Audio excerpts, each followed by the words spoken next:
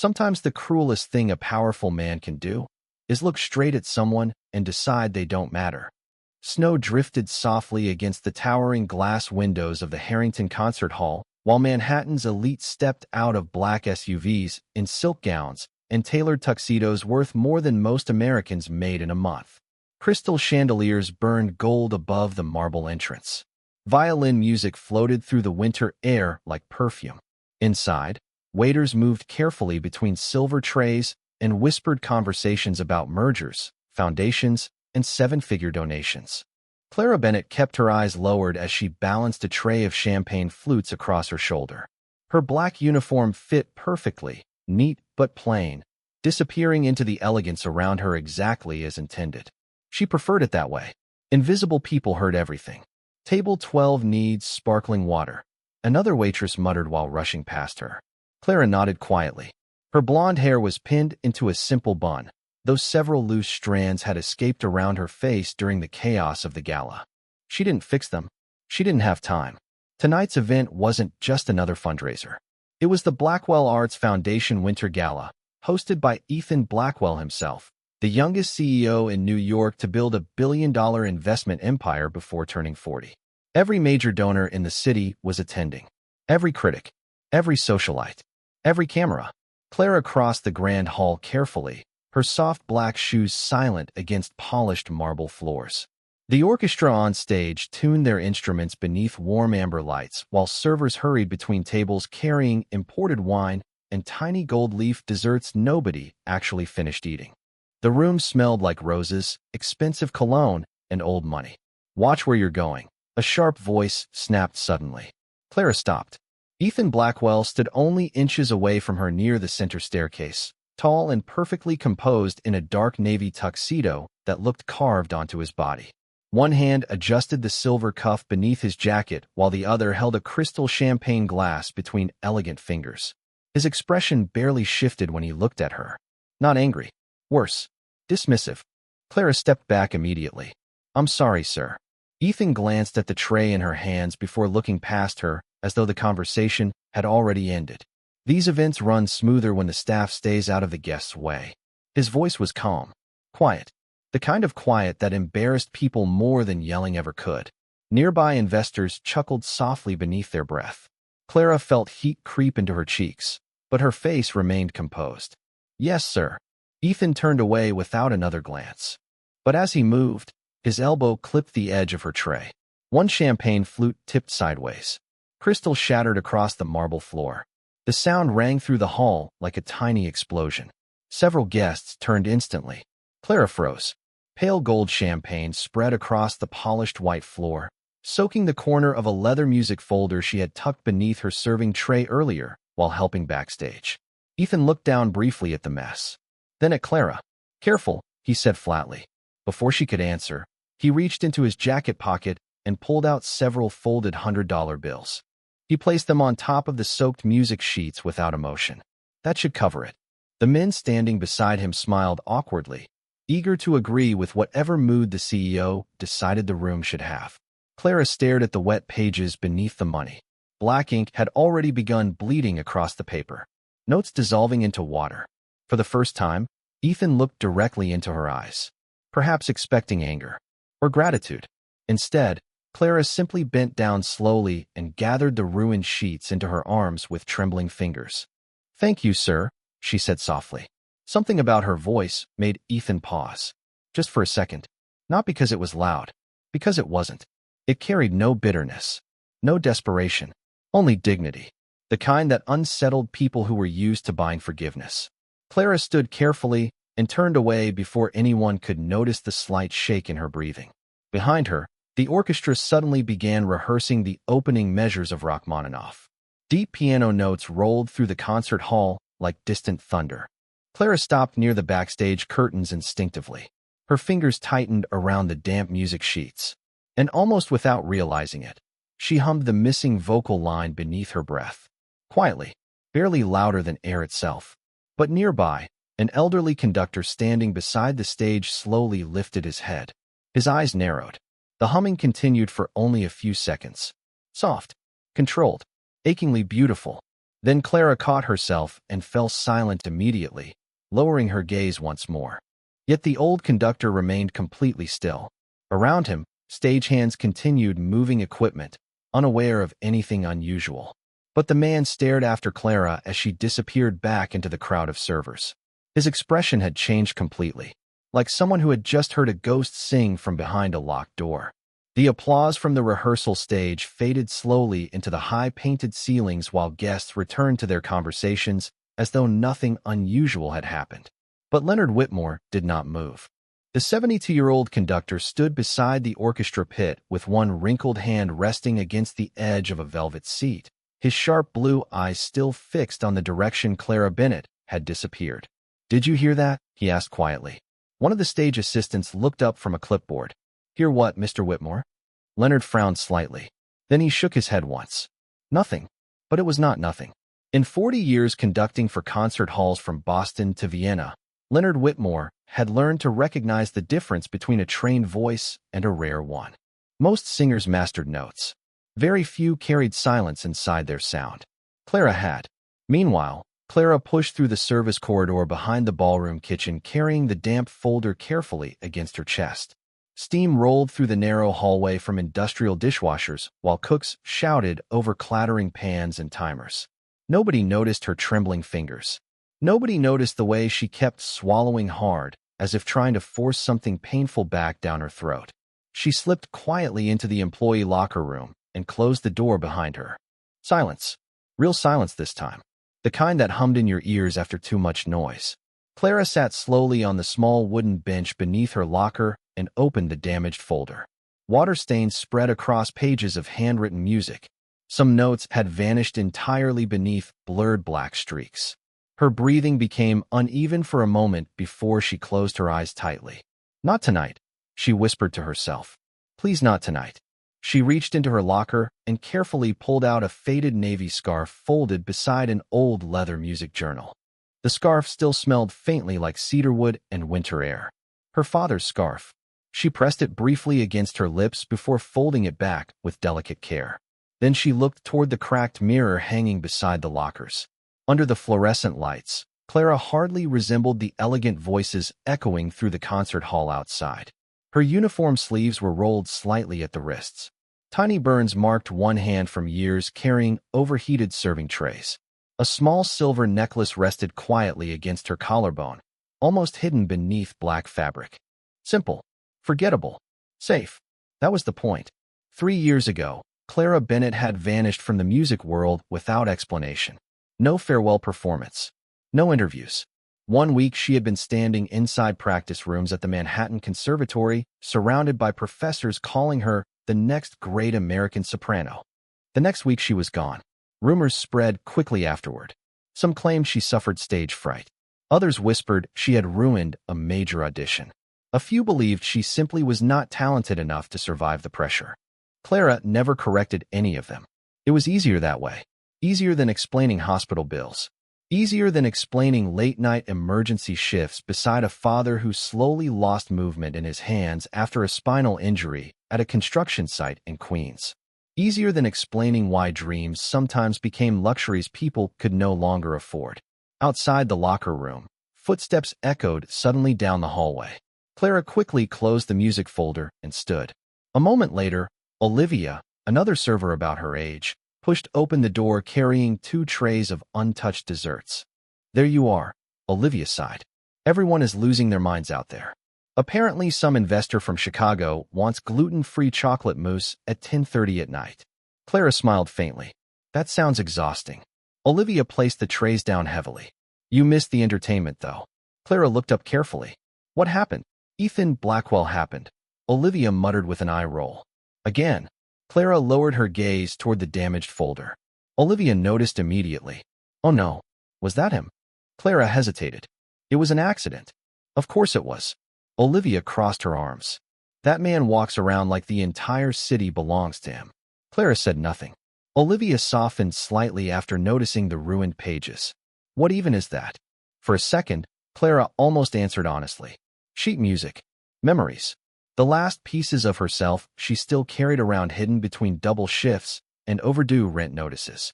Instead, she simply said, "Nothing important." Olivia stared at her for a moment. "You know what your problem is?"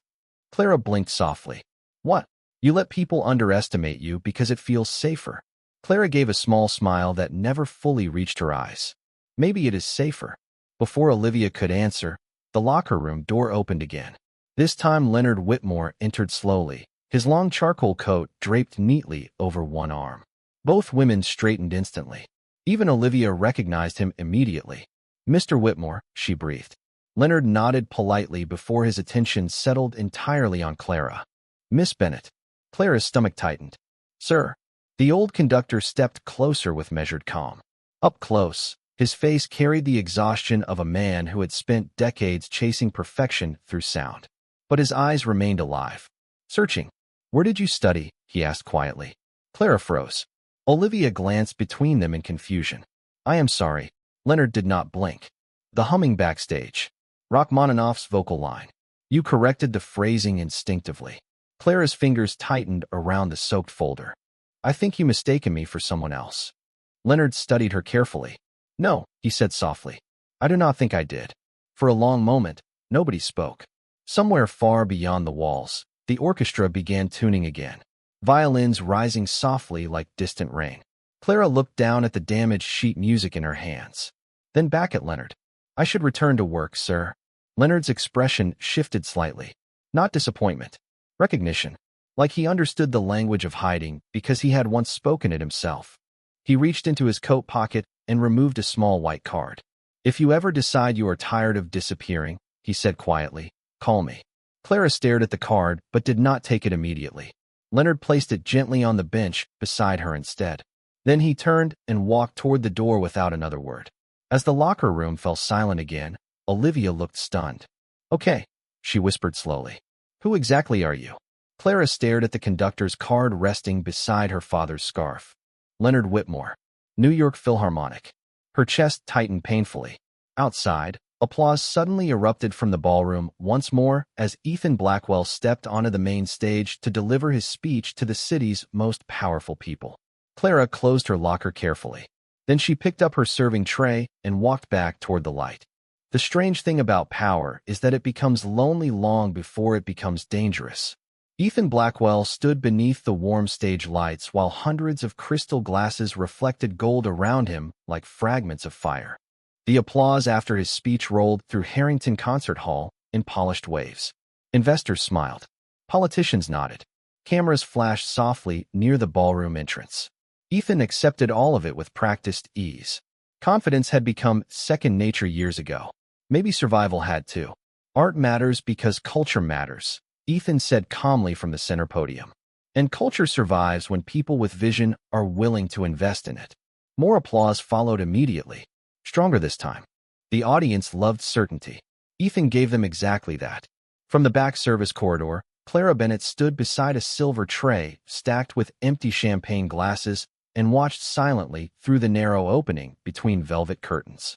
She had seen men like Ethan before, men who filled rooms effortlessly, men who spoke like they had never doubted themselves a single day in their lives. But Clara noticed something else too. Ethan never smiled with his eyes. Not once. After the speech ended, donors crowded around him instantly. Expensive watches flashed beneath chandelier light as wealthy patrons competed for his attention. Ethan handled every conversation perfectly. A handshake here, a nod there. Calm, sharp, controlled. Yet even while discussing million-dollar donations for the Arts Foundation, his attention drifted once toward the backstage hallway where Clara had been standing moments earlier. But she was already gone. "You killed it tonight," Daniel Mercer said proudly while adjusting his tuxedo cuff beside Ethan near the bar. Daniel had been Ethan's closest friend since business school and now served as chief financial officer at Blackwell Capital. "The board is practically ready to hand you the entire Lincoln renovation project." Ethan accepted a whiskey glass from a bartender without looking up. "They were already going to." Daniel smirked slightly. "Still impossible to impress, huh?" Ethan took a slow sip. "Confidence is expensive. I prefer results." Across the ballroom, a violin quartet began performing softly near the marble staircase while guests returned to networking and quiet conversations. Waiters moved like shadows through the golden light. Daniel leaned casually against the bar. You did upset one person tonight, though. Ethan barely glanced over. Who? The waitress. Ethan exhaled faintly through his nose. I accidentally bumped a tray. You dropped money on her sheet music like you were paying parking fees. Ethan finally looked at him. I said it was an accident. I know. But she looked. Daniel paused carefully. Different. Ethan turned back toward the ballroom. She is a waitress at a fundraiser, Daniel. Do not turn this into a character study. But even as he dismissed it, Clara's voice returned briefly to his memory. Soft, calm, unshaken. That bothered him more than anger would have. Most people either feared powerful men or tried to impress them. She had done neither. Ethan finished his drink in silence. Meanwhile, backstage tension slowly began building beneath the elegance of the evening. Performers hurried between dressing rooms carrying garment bags and sheet music while stage coordinators whispered urgently into headsets. Clara balanced fresh water bottles onto a catering cart near the orchestra corridor when she overheard raised voices behind one of the rehearsal doors. She cannot hit the final note tonight. The donors will notice immediately. We do not have another soprano ready. Clara lowered her eyes instinctively and continued walking. She had learned long ago that hearing things did not mean you belonged near them. Yet before she could disappear down the hallway, Leonard Whitmore's voice stopped her quietly. Miss Bennett. Clara turned slowly. The conductor stood alone beside the dim rehearsal room entrance holding several pages of marked sheet music beneath one arm. Sir. Leonard studied her carefully again. How long have you worked here? Almost 11 months. And before that? Clara hesitated. Other restaurants. Leonard's expression remained unreadable. You know that is not what I meant. Clara looked away toward the backstage curtains where soft orchestral music drifted faintly from the ballroom. People change careers every day, Mr. Whitmore. Not people like you. Clara swallowed quietly. Leonard stepped closer, lowering his voice. I reviewed old conservatory archives after speaking with you. Her breathing stopped for half a second. You were Clara Bennett from Manhattan Conservatory. Silence. Leonard continued gently. The girl who performed Mozart at Carnegie Hall when she was 19. Clara stared at the floor. That was a long time ago. No, Leonard said softly. It was not. For a moment, emotion flickered dangerously behind Clara's composure. Then the hallway door burst open suddenly. A frantic stage manager hurried out carrying a headset. Mr. Whitmore, we have a problem. Leonard turned immediately. What happened? Vanessa is struggling again during rehearsal. The woman lowered her voice anxiously. She cannot sustain the final movement. Leonard's jaw tightened slightly. How bad? The stage manager hesitated. Bad enough that the sponsors might notice. From the ballroom, applause erupted once more as Ethan Blackwell greeted another group of wealthy donors beneath the chandeliers. Leonard glanced briefly toward the sound, then back at Clara. Something unreadable passed across his face. Not hope exactly, but possibility. Clara recognized it immediately, and fear rose quietly in her chest. No, she whispered before he even spoke. Leonard blinked slowly. I did not ask anything. You were going to. The old conductor studied her trembling fingers resting against the catering cart. You still sing, he said carefully. Clara looked away. Only when nobody is listening. Leonard's eyes softened sadly. That, he replied, is usually when the truest voices appear. Some people spend their whole lives trying to be seen. Others spend their whole lives praying nobody notices who they really are. The backstage corridors of Harrington Concert Hall grew tighter with tension as the night moved closer to the final performance. Elegant music still floated through the ballroom for the donors and cameras outside, but behind the velvet curtains, panic moved quietly from room to room like smoke. Clara Bennett pushed her catering cart down the narrow hallway beneath dim wall lights, while avoiding hurried stagehands carrying costume racks and instrument cases. Nobody looked directly at her. That was usually a relief. Tonight it felt dangerous. Where is Vanessa? Someone whispered sharply near the dressing rooms. She locked herself inside again. We have 20 minutes. Clara kept walking, eyes lowered, heart unsteady. Leonard Whitmore's words still echoed in her chest. You were Clara Bennett from Manhattan Conservatory. She had spent years building distance between herself and that name. Years teaching herself how to shrink, how to survive quietly. Yet somehow one old conductor had looked at her for less than 5 minutes and seen straight through every wall she built. Clara. She stopped immediately. Ethan Blackwell stood near the orchestra entrance, speaking with two foundation executives when he noticed her passing. His tuxedo jacket remained perfectly fitted despite the long evening, though exhaustion had begun hardening the lines around his eyes. "Yes, sir." Ethan glanced briefly toward the catering cart. "The donors at balcony level still have not received champagne.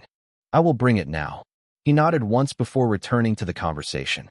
But just as Clara turned away, one of the executives muttered quietly beside him, "Not quietly enough. You would think the staff could handle one event without falling apart." Ethan answered calmly while reviewing paperwork in his hand. "Details matter because discipline matters." Clara continued walking without reacting outwardly. But something inside her tightened anyway. Not anger. Weariness. The kind that settled slowly after years of hearing powerful people speak about workers as if they were furniture with payroll numbers attached. Upstairs, the balcony level shimmered beneath soft gold lighting and enormous crystal chandeliers imported from Prague decades earlier. Clara moved carefully between wealthy guests discussing real estate, art auctions, and international markets over delicate desserts. Through the massive glass windows behind them, snow drifted slowly over Manhattan like ash falling through light. "Excuse me." An older woman called gently as Clara passed. "Could you turn the music up slightly? The room feels dead tonight." Clara glanced toward the stage below where musicians prepared nervously behind half-closed curtains. "I think everyone is waiting for something," she answered softly. The woman smiled faintly without understanding what she meant. Downstairs, Leonard Whitmore stood outside Vanessa Carlyle's dressing room while muffled arguing continued behind the closed door. Vanessa was one of the most respected sopranos in New York, famous for commanding entire theaters with her voice. Tonight, she looked shattered. "I cannot do the final movement," Vanessa whispered hoarsely after finally opening the door. Her makeup remained flawless beneath the mirror lights, but fear trembled visibly in her hands. "The upper register is gone." Leonard's face darkened with concern. "You managed it during rehearsal yesterday. Yesterday is not tonight." Vanessa pressed trembling fingers against her throat. "I pushed too hard." A producer nearby lowered his voice urgently. "The donors cannot see weakness right now. Blackwell's investors are expecting perfection." Vanessa laughed bitterly. "Then they should have hired machines instead of musicians." Leonard remained silent for a long moment. Then his eyes shifted slowly toward the hallway where Clara had disappeared earlier. The producer noticed immediately. "No," he said instantly. "Absolutely not." Leonard ignored him. Sometimes raw truth reaches people deeper than polished perfection. "She is a waitress," the producer snapped quietly. "Exactly," Leonard replied. "And yet she carries herself more like an artist than half the people on stage tonight." Meanwhile, Clara returned downstairs carrying fresh trays toward the donor lounge when Olivia rushed toward her breathlessly. "There you are." Clara blinked softly. "What happened?" Olivia lowered her voice dramatically. "The lead soprano is falling apart backstage, and everyone is panicking." Clara looked away immediately. "That is unfortunate." Olivia narrowed her eyes. "You already know, do not you?" Clara said nothing. Olivia stepped closer. "Leonard Whitmore has been searching for you for almost 15 minutes. Clara's grip tightened around the tray. "I should finish serving table 16. "Clara." Olivia's expression softened carefully. "Why are you so afraid?" The question landed harder than Clara expected. She opened her mouth once, closed it again. Finally, she whispered, "Because people clap for talent until they realize talent comes from someone they consider beneath them." Olivia stared at her silently. Before either woman could speak again, the ballroom lights suddenly flickered once, then dimmed lower. A voice echoed softly across the concert hall announcing the final performance of the evening. Guests slowly returned toward their seats. Conversations quieted beneath the growing anticipation. Clara moved toward the edge of the backstage curtains carrying empty glasses when she accidentally caught sight of herself reflected faintly in the polished black piano near center stage. For one brief second, she did not look like a waitress. She looked like the girl she used to be. The girl who once believed music could save people. Then Ethan Blackwell appeared beside the stage unexpectedly, speaking sharply into his phone while scanning the increasingly nervous production crew. "I do not care how much it costs," he said coldly. "Figure it out before the donors realize something is wrong." He ended the call abruptly and noticed Clara standing nearby. His eyes narrowed slightly. "Why are you still backstage?" Clara lowered her gaze immediately. I was collecting glasses, sir. Ethan exhaled tiredly, rubbing one hand against his temple. Then collect them quickly. We already have enough distractions tonight. The words were not cruel, just careless. But Clara felt them anyway. Ethan turned and walked toward the orchestra pit without another glance. Around them, the concert hall slowly darkened as guests settled into velvet seats beneath golden light. And somewhere deep inside herself, Clara Bennett felt the terrifying sensation of a locked door beginning to open. There are moments in life when everything becomes quiet not because the world stops speaking, but because truth finally enters the room. The lights inside Harrington Concert Hall dimmed lower until the massive chandelier above the audience glowed like floating amber in darkness. Hundreds of guests settled into crimson velvet seats while the orchestra prepared beneath soft gold stage lights. Programs rustled quietly. Jewelry shimmered faintly. Somewhere near the balcony, a woman laughed too loudly before immediately lowering her voice again. The final performance of the gala was supposed to be the crowning moment of Ethan Blackwell's evening. Investors from Chicago, Boston, and San Francisco filled the front rows beside politicians and critics from every major arts publication in New York. Millions of dollars in future donations rested on tonight feeling flawless. Ethan stood near the orchestra pit reviewing messages on his phone while production assistants hurried anxiously around him. How bad is it? He asked without looking up. The stage producer kept his voice low. Vanessa is refusing to go on for the final movement. Ethan's jaw tightened immediately. She signed a contract. Her voice is failing. Then lower the arrangement. The critics will notice. Ethan finally looked up sharply. I do not pay people to panic before donors. Nearby musicians exchanged uncomfortable glances while pretending not to hear. Leonard Whitmore approached slowly from backstage with unusual calm despite the tension surrounding him. The performance cannot continue as planned, the conductor said quietly. Ethan rubbed tired fingers against his temple. Then fix it. Leonard held his gaze evenly. I may have another option. Ethan looked impatient already. At this point, I do not care if you pull a singer off the street. I just need someone capable of finishing the program professionally. Leonard remained silent for one careful second too long. Then he said, what if I already have someone? Ethan frowned slightly. Who? Before Leonard could answer, movement backstage suddenly drew everyone's attention. Vanessa Carlyle emerged from her dressing room in full concert attire, pale beneath the makeup covering her exhaustion. She stepped toward the conductor with shaking hands. I tried again, she whispered hoarsely. The upper notes are gone. Leonard softened immediately. You should rest. Vanessa glanced toward the crowded concert hall beyond the curtains. I am sorry. Ethan watched the exchange with visible frustration building behind his composed expression. We cannot cancel in front of 500 donors. No one said cancel, Leonard replied calmly. Ethan crossed his arms. Then what exactly are you suggesting? Leonard turned slowly toward the side stage entrance where Clara Bennett stood frozen beside a silver catering cart, still wearing her black waitress uniform and carrying a tray of untouched champagne glasses. The entire backstage corridor seemed to still around her. Clara felt every eye shift instantly in her direction. No, she whispered immediately. Leonard's voice remained gentle. Miss Bennett. No, Clara shook her head once, panic rising quietly beneath her controlled expression. Please do not do this. Ethan stared between them in confusion. What is happening? Leonard answered without looking away from Clara. The replacement soprano just walked into the room, carrying champagne. Silence. Then several production assistants laughed nervously, assuming it was a joke. Ethan did not laugh. His eyes narrowed slowly toward Clara. You are serious. Completely. Clara placed the tray down too quickly, causing several glasses to rattle softly. Mr. Whitmore, I cannot. Leonard stepped closer. You can. That was another life. And yet your voice survived it. Ethan exhaled sharply through his nose. This is absurd. Clara lowered her gaze instantly, as though expecting the words. Ethan continued, colder now. We are discussing one of the most important performances in the city tonight, not some social experiment. Leonard's expression hardened slightly. Music does not care where talent comes from. Investors do. The words landed heavily in the corridor.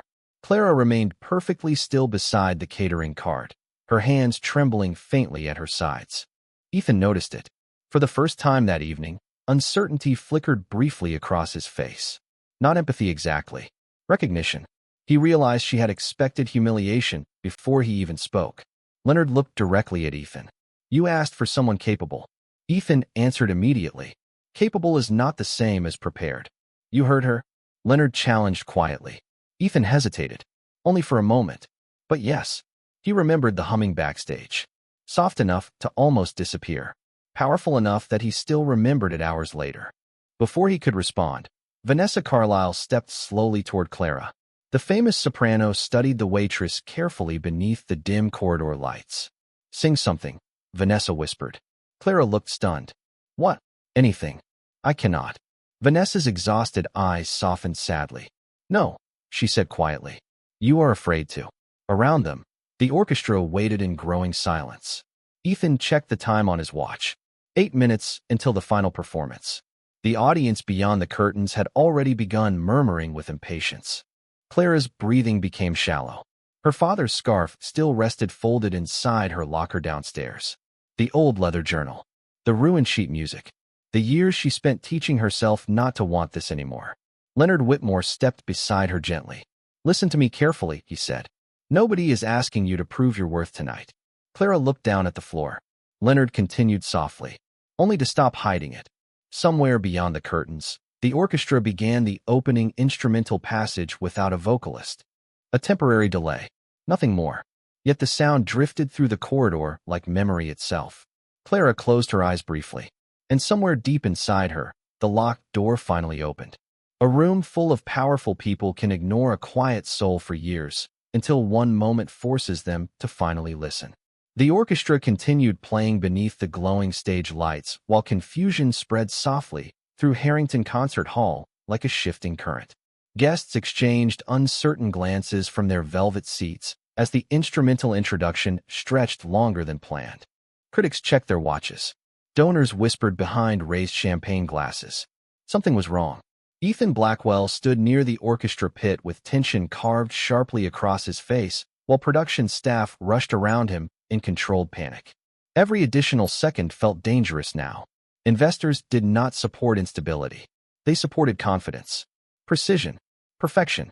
And tonight perfection was collapsing backstage beside a frightened waitress still wearing black serving gloves.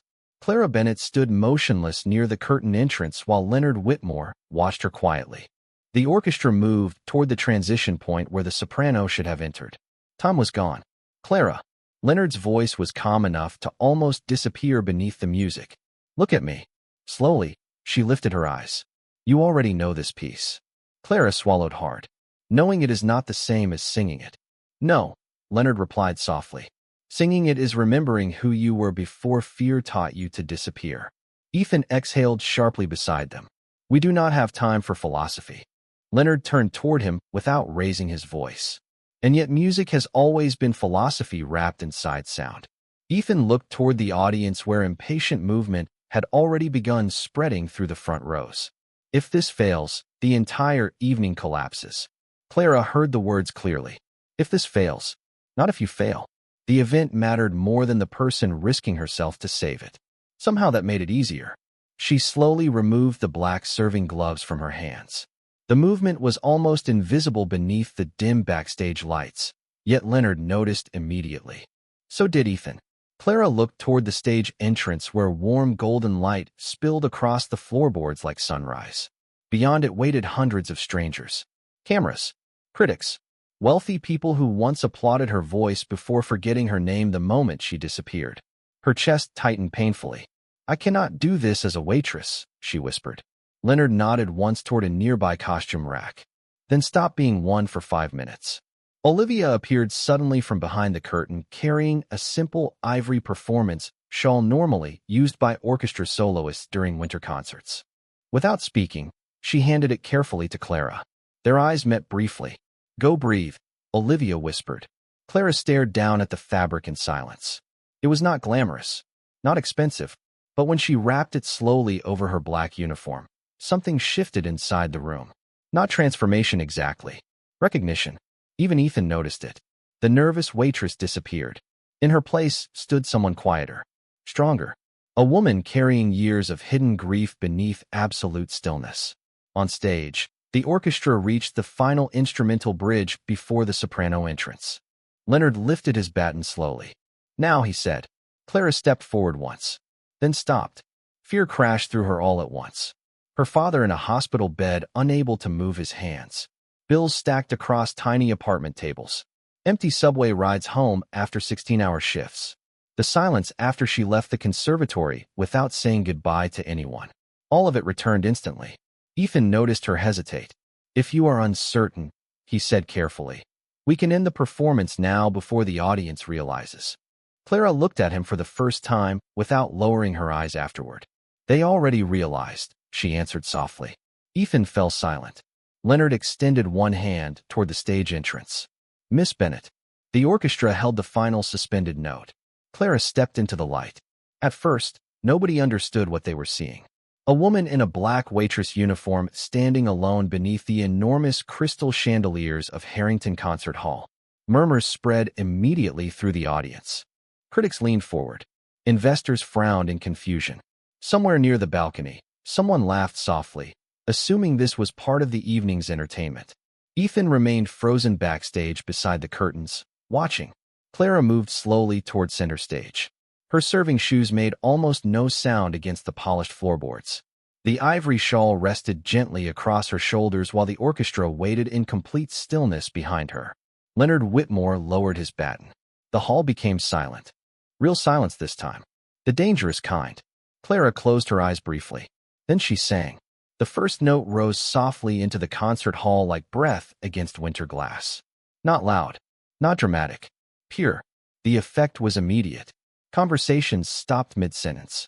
A woman near the front slowly lowered her wine glass without realizing it. One violinist forgot to move for half a beat before recovering. Clara's voice moved through the enormous hall with impossible control, carrying warmth and sorrow so intertwined they became indistinguishable.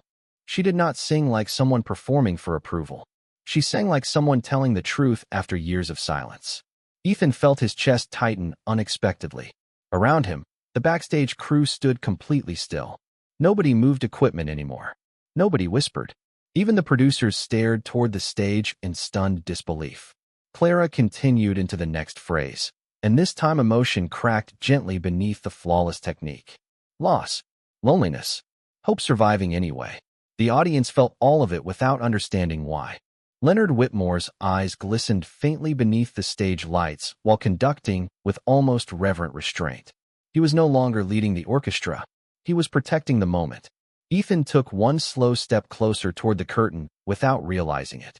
The waitress he dismissed hours earlier now stood beneath golden light, holding an entire concert hall hostage with nothing except her voice. And for the first time in years, Ethan Blackwell forgot completely about investors, donors, contracts, and appearances.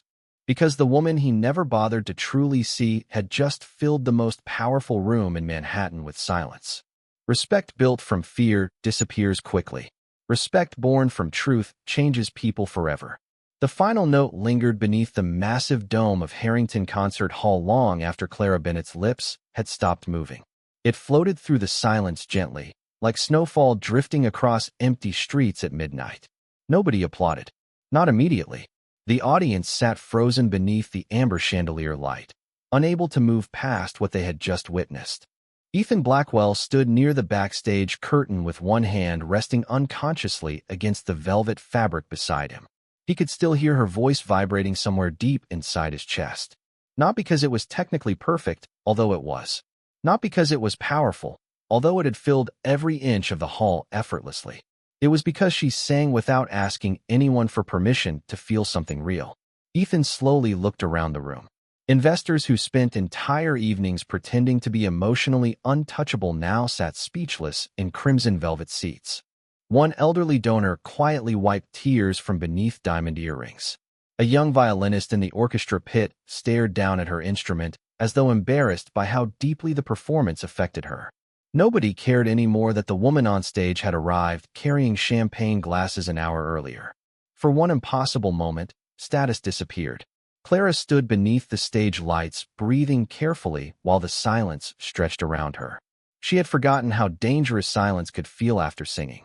Because silence meant people were deciding whether what you gave them mattered.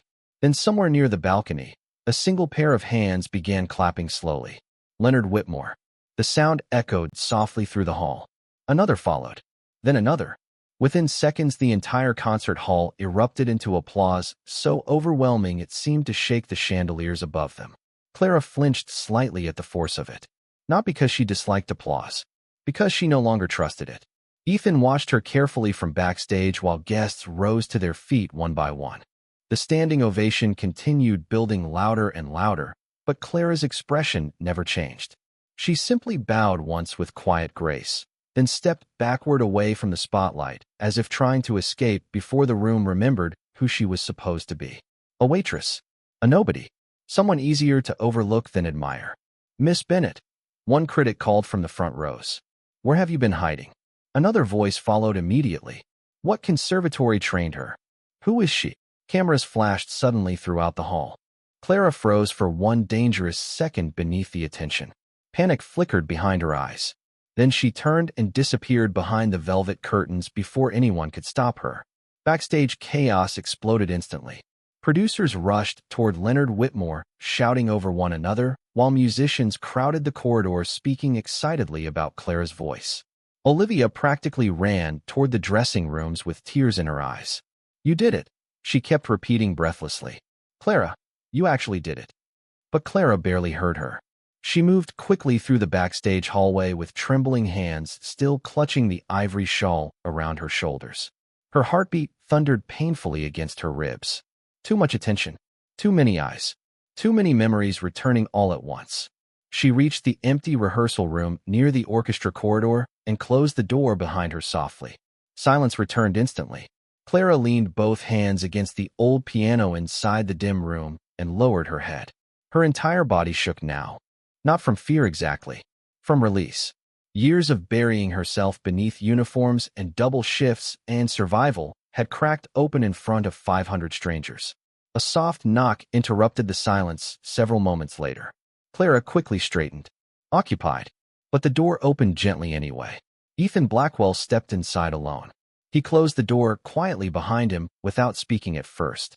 The distant sound of applause still echoed faintly through the walls outside. Clara avoided looking directly at him. Ethan remained near the doorway longer than necessary, as though uncertain where to stand inside a room suddenly stripped of all his usual control. "I did not know," he finally said softly. Clara gave a faint, humorless smile. "That seems to happen a lot tonight." Ethan looked down briefly before answering. "You are right." The admission surprised even him. Clara slowly folded the ivory shawl between trembling fingers. "If you are here to ask me to sing again for your investors, I cannot. That is not why I came." She glanced at him carefully then. For the first time all evening, Ethan Blackwell no longer looked like the untouchable billionaire standing beneath crystal chandeliers delivering speeches about culture and power. He looked tired, human, almost ashamed. Ethan took one slow step forward. "When I spoke to you earlier tonight," he stopped briefly, searching for words that did not come naturally to him. "I treated you like someone invisible." Clara looked away quietly. Ethan continued. "And somehow you still walked onto that stage and saved the entire evening." Clara's voice remained soft. "I did not do it for your evening." Ethan nodded once immediately. "I know." Silence settled gently between them. Through the frosted rehearsal room window, snow continued drifting across Manhattan beneath Silver City lights. Clara finally spoke without looking at him. "Do you know the strange thing about people with power?" Ethan remained still. They become so used to being heard that they stop listening. The words landed softly, but harder than any public humiliation could have. Ethan lowered his eyes briefly. Then he said something nobody in that concert hall would have believed possible hours earlier. "I am sorry, Clara." Not polished, not strategic, honest. Clara stared at the folded shawl in her hands for a long moment. Then she answered quietly, "I think that might be the first real thing you said to me all night." Ethan almost smiled at that. Almost. Outside the rehearsal room, applause still echoed through Harrington Concert Hall. But inside the small quiet space between them, something far more unfamiliar had finally arrived. Respect. The hardest thing for a proud man is not losing power. It is realizing kindness would have made him stronger all along. Snow covered the streets outside Harrington Concert Hall in soft silver layers, while Manhattan continued glowing beneath midnight lights. Inside the grand ballroom, the gala had transformed completely. Hours earlier, the room belonged to investors, speeches, and polished ambition. Now, every conversation circled around one name: Clara Bennett. Critics stood beside marble columns replaying recordings from their phones with stunned disbelief. Wealthy patrons spoke about the mysterious waitress with a voice that silenced an entire concert hall.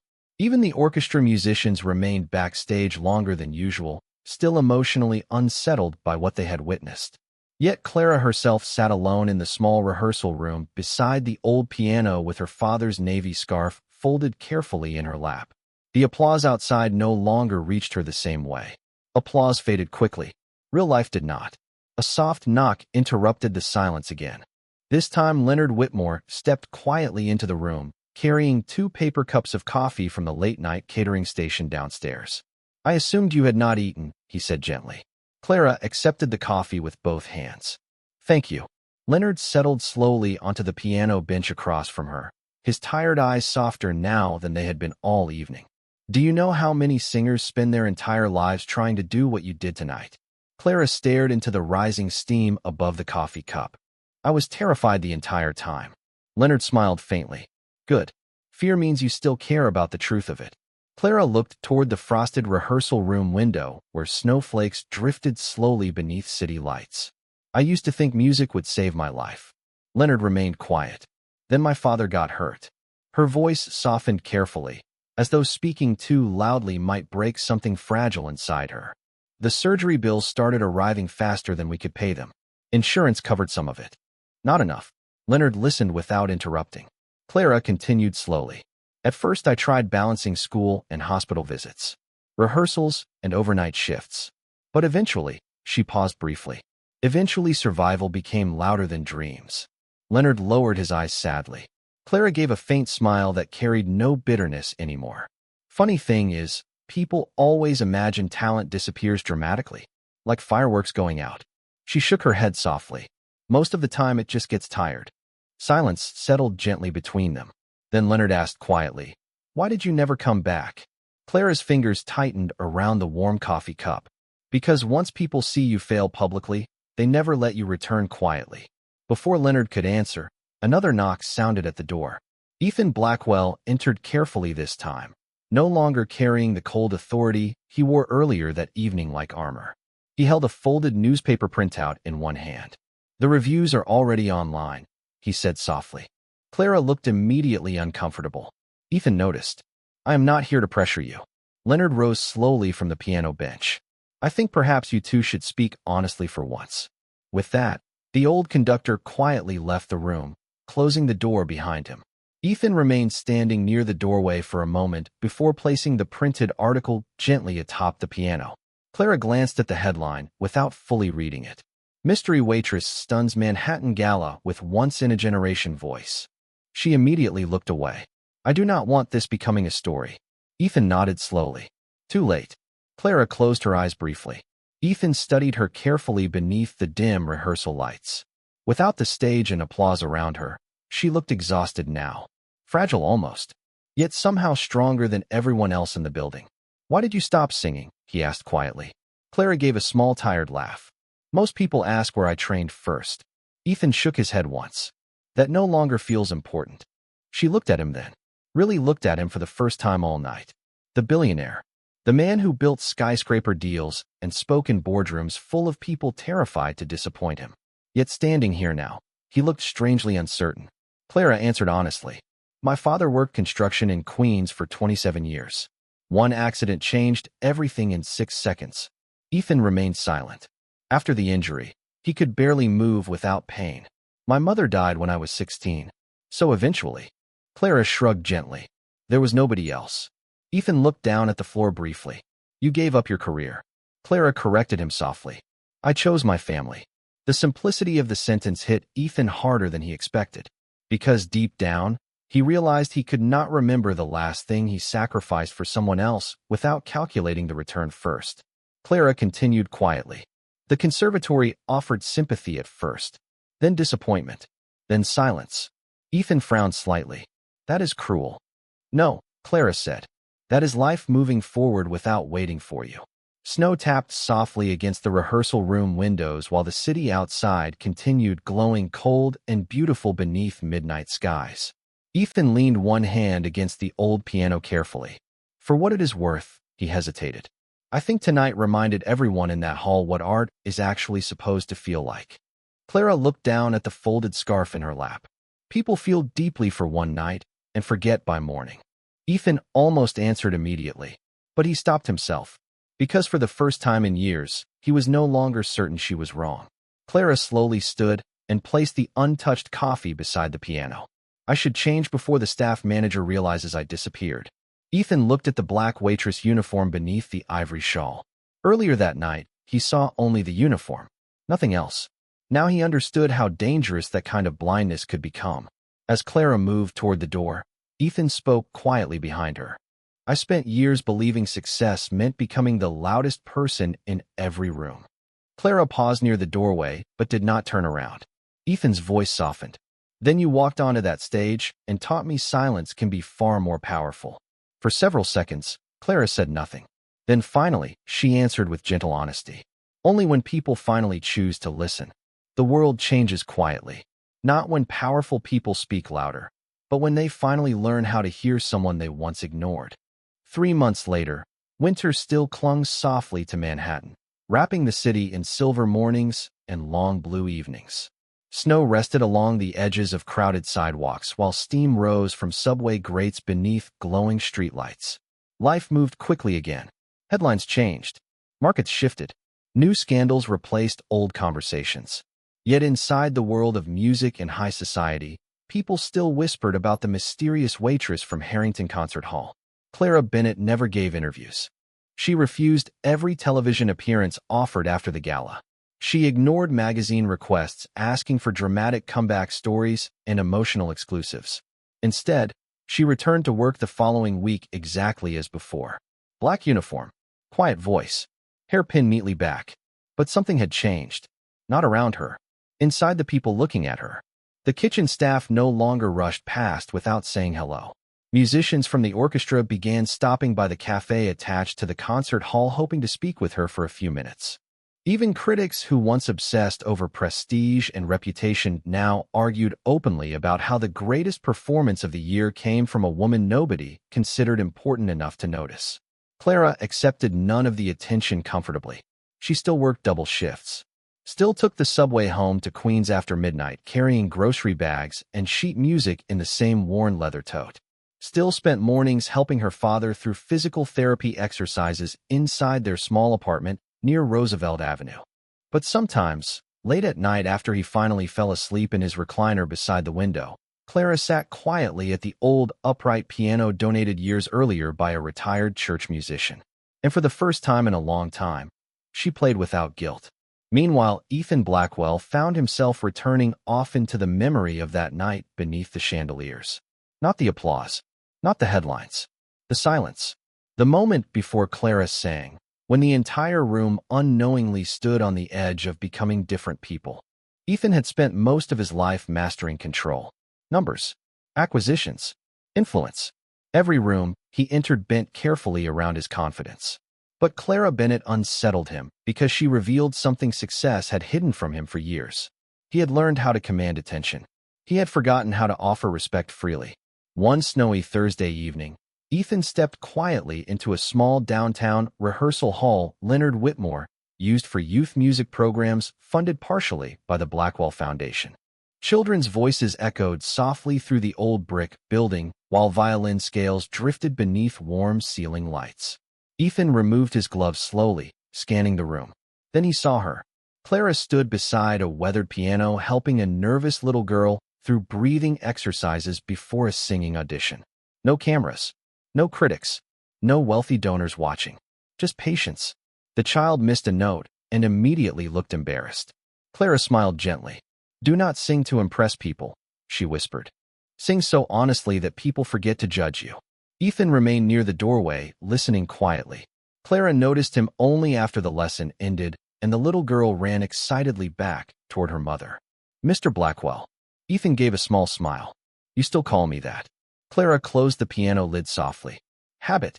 Snow tapped gently against the rehearsal hall windows, while distant traffic hummed through the city outside.